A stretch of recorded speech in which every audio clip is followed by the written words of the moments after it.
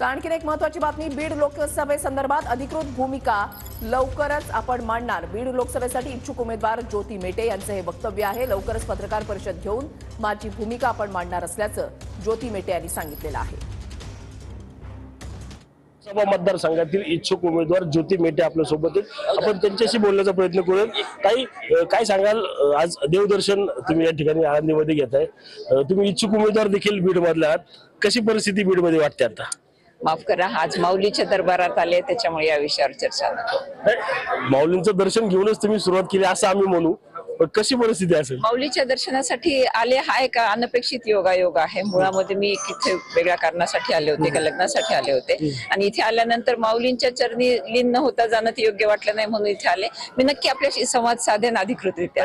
नक्कीच। मात्र काही वेळापूर्वी शरद पवारांची पत्रकार परिषद जी आहे ती पार पडली, त्यामध्ये तुम्ही असताल किंवा आणखी इच्छुक उमेदवार जे आहेत त्यांच्या संदर्भात कुठलाही निर्णय झाला नसल्याचं त्यांच्याकडून सांगण्यात आलंय।